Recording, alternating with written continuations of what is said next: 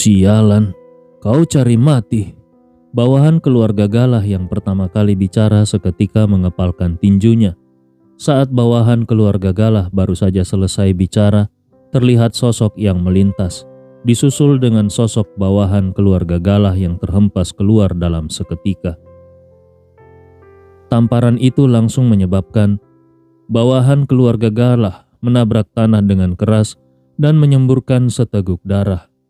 Hal ini membuat semua orang tercengang, terutama beberapa bawahan keluarga Galah yang baru berteriak tadi. Raut wajah mereka semua tampak pucat dan tidak berani berbicara. Dapat menampar seorang Great Grandmaster hingga terbang bukanlah kekuatan yang biasa. Deva, kau ingin menjadi musuh keluarga Galah? Azua melihat Deva yang menyerang tanpa peringatan, mengernyitkan keningnya. Deva tercengang, kau mengenalku? Azua seketika menyadari dia sudah salah bicara dan segera tersenyum. Namamu ada di seluruh forum bela diri. Bagaimana mungkin aku tidak mengenalimu? Tuan muda kami bahkan sangat mengagumimu. Orang-orang aliansi seni bela diri itu hanya menggembar-gemborkan ketenaran. Deva menatap Azua dengan dingin. Dia tidak akan tertipu oleh kata-kata Azua. Orang ini berpura-pura tidak mengenalnya di awal. Sekarang dia salah bicara. Dia pasti merencanakan sesuatu di dalam hatinya. Aku tidak peduli. Apakah kau mengenalku atau tidak? Pergi dari sini sekarang. Kalau tidak, aku tidak akan segan-segan dengan kalian. Deva tidak berniat menjadi lebih dekat dengan Azua. Azua melihat sikap Deva dan hanya bisa menggelengkan kepalanya. Baiklah, karena tempat ini sudah menjadi milikmu. Kami juga tidak akan mengganggu lagi. Kami akan segera pergi. Azua membawa bawahannya pergi dengan cepat. Meskipun Azua sudah pergi, tetapi hati Deva belum merasa lega. Dia tahu kedatangan orang-orang keluarga Galah yang mendadak pasti tidak akan menyerah begitu saja. Kemungkinan mereka sudah mengetahui rahasia menara setan. Kalau tidak, untuk apa menginginkan manor keluarga Yosua yang bahkan tidak menyisakan reruntuhan? Jelas mereka datang demi menara setan. Deva tidak kembali ke dalam menara untuk berlatih, tetapi dia langsung melafalkan mantra dan gelombang energi spiritual menyerbu keluar dari dalam menara setan. Dia akan membuat formasi di sekeliling menara setan untuk menghalangi mereka masuk ke dalam. Dengan begitu, dia dapat berkultivasi dengan tenang. Segera, sebuah formasi pembunuh yang mengandung aura pembunuh berhasil dibentuk. Jika seseorang memasuki radius 10 meter dari menara setan, maka formasi pembunuh ini akan aktif dan aura pembunuh yang terkandung di dalamnya akan mencekik orang itu sampai hancur berkeping-keping. Setelah memasang formasi pembunuh, Deva baru kembali ke dalam menara setan dengan tenang dan berkultivasi. Sedangkan saat ini, Azua yang membawa pasukannya berjaga tidak jauh dari sana, sedang memberitahu Rainer. Kak Azua, sekuat apa Deva itu? Lantas jika kita bekerja sama juga, apakah tidak akan bisa mengalahkannya? Harus meminta tuan muda yang datang. Salah seorang bawahan keluarga Galah bertanya dengan bingung. Azua memelototinya dan berkata, Deva adalah orang yang membunuh ketua Dewan Wiwanto dari aliansi seni bela diri Kota Gama. Wiwanto itu sudah mencapai ranah Great Grandmaster puncak, dan Robin dari keluarga Harman juga terluka karena Deva. Apakah kekuatan mereka lebih lemah daripada kita? Jika kita bertarung dengan Deva, bisa-bisa kita akan mati di sini. Saat hendak ke sini, Tuan Muda sudah berpesan agar tidak memprovokasi Deva dan mencari cara untuk menahannya. Pada saat ini, seorang bawahan keluarga Galah baru tersadar dan berkata, ternyata Deva sangat hebat. Azua melihat jam tangannya dan mengalihkan pandangannya kembali ke menara setan, lalu mencibir dalam hatinya. Saat Tuan Muda tiba nanti, aku lihat kau mau lari kemana. Di dalam menara setan, Deva tenggelam dalam kultivasinya. Seni konsentrasi hati berputar dengan cepat. Energi spiritual di dalam menara setan terbang ke arah Deva dengan cepat. Karena kekuatan seni konsentrasi hati yang besar, membuat seluruh menara setan bergetar seolah tidak sanggup menahan kegilaan dari daya serap Deva. Di luar menara setan, Azua menatap menara setan yang sedang bergetar dengan tidak percaya. Mengapa menara itu bergetar, padahal tidak ada gempa bumi? Azua mengernyitkan keningnya. Kak Azua, apakah Deva sedang membuat kerusakan dan mencoba merobohkan menara itu? Seorang bawahan keluarga Galah berkata dengan pelan. Raut wajah Azua yang mendengarnya seketika berubah. Rainer mengirimnya kemari untuk menjaga menara ini. Jika Deva merobohkannya, maka Rainer pasti tidak akan mengampuninya. Ayo, kita periksa. Azua membawa pasukannya berjalan menuju menara setan. Tidak lama kemudian, saat berjalan mendekati radius 10 meter dari menara setan, tiba-tiba seorang bawahan keluarga Galah yang berjalan di depan berteriak kesakitan. Setelah itu, beberapa orang itu melihat aura pembunuh yang kental muncul di udara, dan aura pembunuh itu tidak berhenti berputar menyelimuti seluruh menara setan. Sedangkan bawahan keluarga Galah yang tadi berteriak kesakitan, saat ini sudah berubah menjadi potongan daging akibat aura pembunuh itu, dan mati dengan tragis. Melihat adegan di depan mata, ada orang yang tidak dapat menahan diri dan langsung memuntahkan isi perutnya. Raut wajah Azua menjadi sangat jelek. Dia tidak menyangka Deva memasang formasi pembunuh di sekeliling menara setan. Sialan. Azua mengumpat dan membawa pasukannya mundur. Dia menunggu di samping, menunggu Rainer datang dan membuat keputusan. Azua tidak berani mencoba menerobos formasi pembunuh itu. Setelah 5 jam kemudian, langit sudah menjadi gelap dan Rainer baru tiba di kota Letta. Tuan muda. Melihat Rainer tiba, Azua segera membawa pasukannya dan menyambutnya. Di mana Deva? Rainer bertanya. Tuan muda, Deva berada di dalam menara itu, dan dia memasang formasi pembunuh di sekitar menara. Azua berkata sambil melirik mayat bawahan keluarga Galah yang terbunuh oleh formasi pembunuh itu. Melihat mayat yang mengerikan di tanah, raut wajah Rainer sedikit berubah. Dia tidak menyangka Deva tahu bagaimana cara memasang formasi pembunuh, dan kekuatan dari formasi pembunuh itu begitu besar. Perlu diketahui bahwa kekuatan paling rendah dari bawahannya adalah Great Grandmaster. Dapat dibunuh dengan mudah oleh formasi pembunuh, menunjukkan betapa kuatnya formasi pembunuh itu. Untuk membuat formasi pembunuh yang begitu kuat, walau seorang ahli sihir yang sebenarnya juga sepertinya membutuhkan waktu lama. Rainer tidak menyangka Deva dapat memasang formasi pembunuh yang begitu kuat dalam waktu singkat. Rainer perlahan-lahan berjalan maju dan mengulurkan tangannya ke udara. Tuan muda, berhati-hatilah. Azua bergegas memperingatkan Rainer. Rainer tidak berbicara, tapi terus mengulurkan tangannya ke depan. Saat tangan Rainer menyentuh formasi pembunuh itu tiba-tiba aktif, dan aura pembunuh yang bersinar di bawah cahaya bulan mulai menyerang Rainer. Rainer segera menarik tangannya, dan meskipun Rainer sudah mempersiapkan diri, tapi luka kecil tetap muncul di tangannya. Rainer menatap lukanya, dan raut wajahnya menjadi muram. Aura pembunuh ini memiliki kekuatan yang sangat besar. Kalian semua, mundur. Rainer memperingatkan agar Azua dan bawahannya mundur. Segera setelah itu, Rainer mengepalkan tinjunya. Kekuatan setengah master gurunya menyatu dan dia melayangkan sebuah tinju ke depannya dengan ganas. Tinju itu menghantam ke udara di depannya. Tetapi sebuah riak seketika muncul di udara. Terkena tinju itu membuat formasi pembunuh terlihat. Pergerakan yang begitu besar membuat Deva yang sedang berkultivasi terbangun. Dia dapat merasakan ada orang yang sedang menghancurkan formasi pembunuh yang dia buat. Deva segera bangkit berdiri dan berjalan keluar dari menara setan dan menemukan seorang pria yang sedang menghantamkan tinjunya ke formasi pembunuh yang dia buat di bawah cahaya bulan. Setiap pukulannya mengandung kekuatan yang dapat menghancurkan langit dan bumi. Formasi pembunuh yang terus diserang mulai menjadi lemah. Tuan muda, itu adalah Deva. Azua melihat Deva yang keluar, segera angkat bicara. Rainer berhenti lalu menatap Deva yang ada di depannya. Dua orang itu terpisah beberapa meter, tetapi karena adanya formasi pembunuh, Rainer tidak bisa mendekati Deva.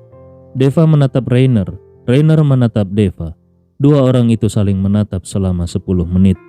Ternyata masih sangat muda dan berbakat. Pantas saja banyak yang mengatakan kalau kekuatanmu sudah melebihiku. Rainer tiba-tiba menyeringai. Aku tidak mengenalmu. Kenapa kau membobol formasi pembunuhku? Deva bertanya pada Rainer. Kau tidak perlu mengenalku, cukup aku yang mengenalmu.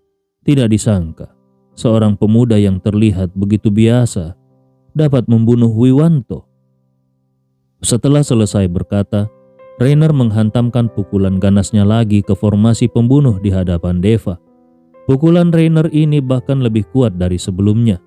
Formasi pembunuh dipenuhi dengan aura pembunuh yang mulai hancur setelah terkena serangan yang luar biasa ini. Raut wajah Deva menjadi sedikit jelek. Kekuatan Rainer yang ada di depannya sedikit lebih kuat dibandingkan dengan Wiwanto. Jika dia menghadapi Rainer sendiri, Deva tidak memiliki keyakinan akan menang. Namun tidak sulit untuk kabur. Namun di belakang Rainer, ada beberapa orang Great Grandmaster yang sedang memperhatikannya. Jika Deva harus bertarung dengan beberapa orang ini sendirian, kesempatan untuk menang hampir nihil, bahkan akan sulit untuk kabur. Rainer kembali melayangkan satu pukulan, dan formasi pembunuh mulai menjadi goyah. Deva tahu dengan kekuatan Rainer untuk menghancurkan formasi pembunuh hanyalah masalah waktu. Tanpa ragu-ragu Deva berbalik dan kembali ke dalam menara setan. Sambil mendengar suara pukulan Rainer di luar, Deva tidak bisa menenangkan diri untuk berkultivasi lagi. Deva berpikir keras sambil menatap menara setan. Menara setan ini kelihatannya merupakan senjata ajaib. Tapi siapa yang bisa membuat senjata ajaib sebesar ini?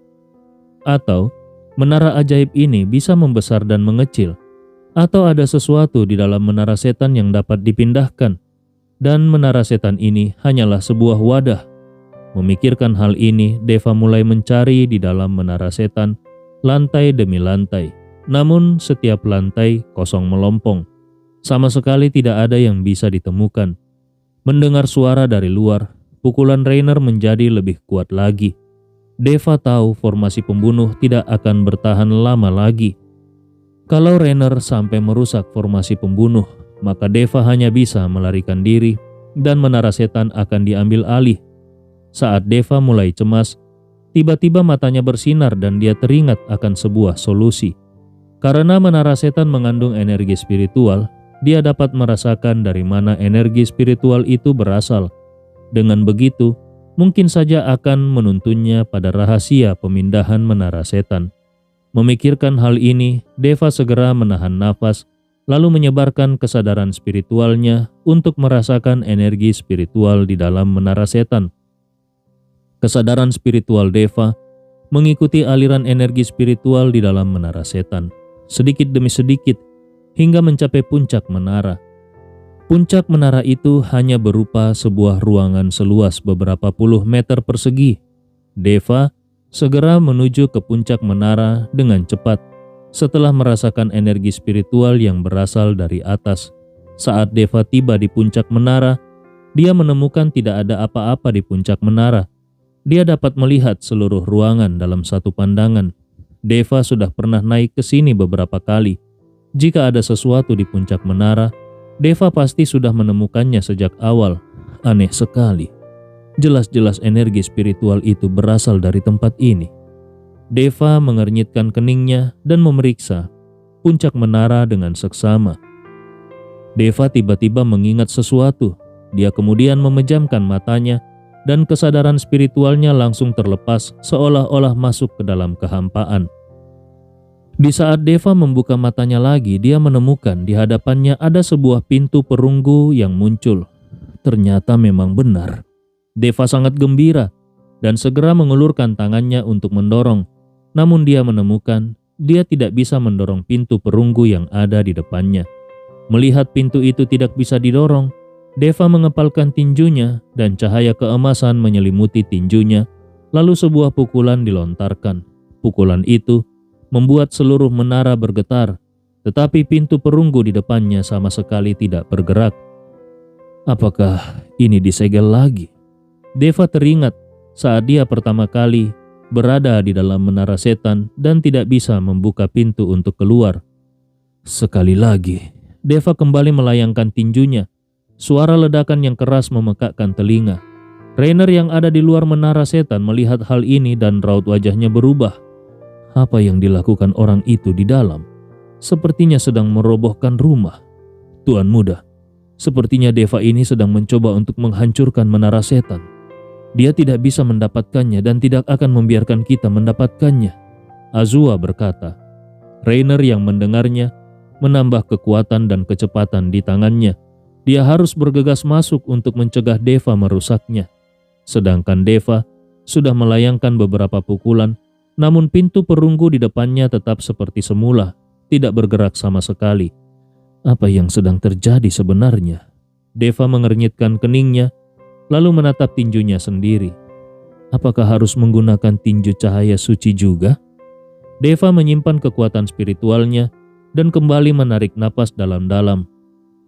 Otot-otot di tubuhnya menggembung. Dia hendak mencoba membuka pintu perunggu itu dengan kekuatan fisiknya. Tinju cahaya suci. Urat-urat di kening Deva menonjol, dan dengan mengandalkan kekuatan fisiknya, dia menghantamkan tinjunya ke pintu perunggu itu. Pintu perunggu itu mulai bergerak perlahan-lahan karena pukulan Deva. Melihat pintu perunggu itu terbuka, Deva seketika menjadi sangat bahagia.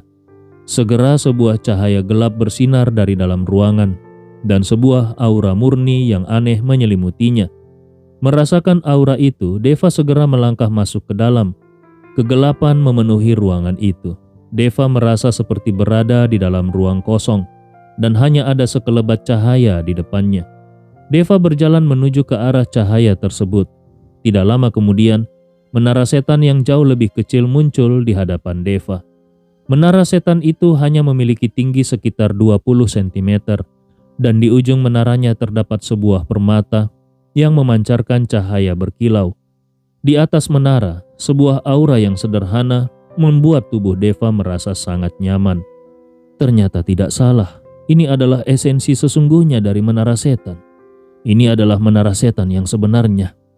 Deva melihat menara setan yang ada di depannya, dan raut wajahnya dipenuhi dengan kebahagiaan. Saat Deva mengulurkan tangannya dan ingin mengambil menara setan itu, tiba-tiba sekelilingnya menjadi sangat terang. Seorang pria tua dengan rambut seputih bulu bangau dan memegang tongkat kepala naga di tangannya menatap Deva dengan marah. Kenapa tidak sekalian menemui Raja Neraka saja, sampai berani mencoba mengambil menara setan milikku? Suara pria tua itu terdengar sangat keras dan agung.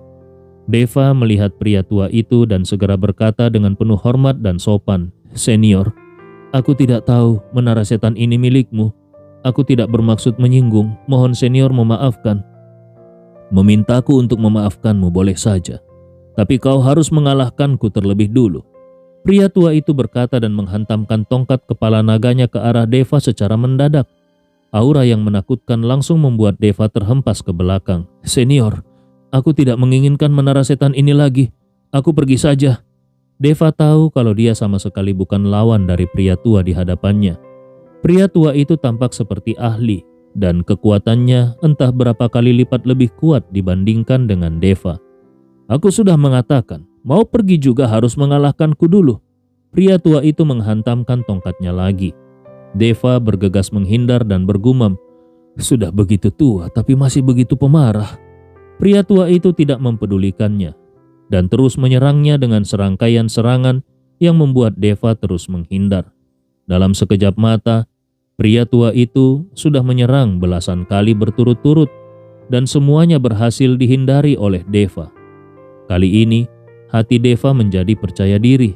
"Sepertinya kau juga tidak sekuat yang aku bayangkan. Karena kau terus memaksaku, maka aku akan bertarung denganmu." Setelah selesai berkata, cahaya keemasan di tubuh Deva bersinar dan kekuatan naga ilahi meledak. Beberapa naga emas tiba-tiba keluar dari tubuh Deva dan mengelilingi tubuh Deva. "Putra naga. Memang hebat." Pria tua itu menyeringai, lalu tongkat kepala naga di tangannya tiba-tiba menusuk lantai dengan keras. Auman naga terdengar dan tongkat kepala naga pria tua itu juga berubah menjadi seekor naga raksasa.